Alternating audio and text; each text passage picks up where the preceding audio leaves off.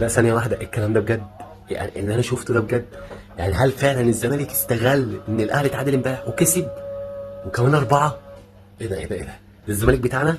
لا بتهزر اكيد، بتهزر. انا ذات نفسي استغربت. انا مستغرب لحد دلوقتي ازاي اصلا الزمالك قدر ان هو يكسب واربعة واداء واستحواذ وتمريرات ودلع وزي ما انت عايز تقول قول. الزمالك عمل كل ده؟ الزمالك بتاعنا؟ يا راجل، يا راجل اكيد في حاجة غلط اكيد يعني. زمالك قدر ان هو يكسب 4-0 باداء، باستحواذ، بتمريرات، بلعب على كيف كيفك، ومش اي زي الزمالك بتاعنا والله يا جدعان. الزمالك اللي استفاد جدا بالطرد اللي في اول دقيقه، يعني ده دبليو اي اللي يقول مش طرد يبقى ما بيفهمش حاجه في كره القدم، عمال يبقى ما يتفرجش على الكوره تاني نهائي. طرد رسمي عظمي، جون اول. اقسم بدين الله، اقسم بدين الله، انا ندمان ان انا ما كانش عندي عبد الله السعيد من ساعه ما اتولد، مش من ساعه ما ابتدى يلعب كوره، من ساعه ما اتولد.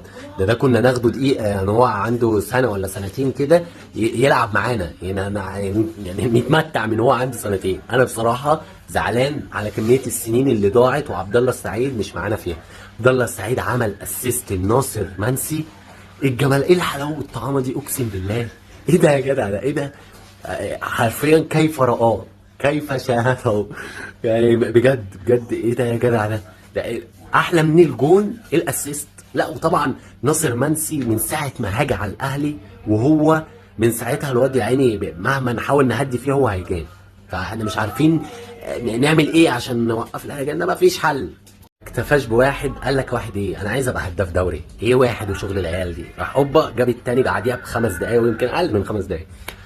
الراجل بصراحة يعني مقدم موسم ممتاز. ناصر منسي من ساعة ما ابتدى مع الأهلي وهو الصلاة على النبي دايس، ما بيعتمدش أسامي.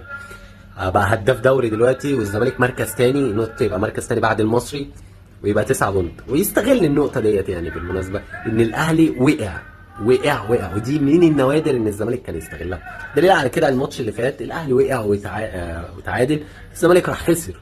هو الراجل بيكبر دماغه.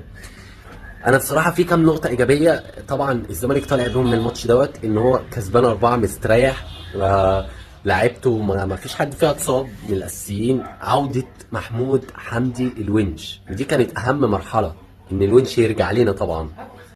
طبعا فتوح وحلاوه فتوح، ففي كذا مكسب. كونراد ميشيلاك نزل ربع ساعه، من احلى الربع ساعه اللي شفتها له من ساعه ما جه الزمالك اصلا يعني، ودي من النوادر برضو. لعب حسام اشرف، عمر فرج، في كذا مكسب للزمالك. الزمالك طبعا بما انه ان هو كسبان حقه يعمل كل ده وحقه يجرب لعيبه. بس هل بقى الاداء دوت لان غزل المحله كان مطرود منها واحد، ولا هو فعلا ده الاداء اللي الزمالك كان نازل عليه اصلا؟ دي المعلومه اللي القدر ما عرفها لناش، لان غزل المحله من اول دقيقه اتطرد منها واحد، فالطبيعي ان انت عندك الافضليه في زياده واحد، فالطبيعي انك تعمل اداء ده. ولو كنت عملت عكس كده، يعني لو كنت عملت عكس كده فكان هيبقى في حاجه غلط عندك. المهم مكسب قبل التوقف يخليك تبقى مركز تاني، فرق بونت عن المصري. طبعا لسه بدري قوي، بس الزمالك قدها يعني. الزمالك دلوقتي هجومه كويس ودفاعه كويس.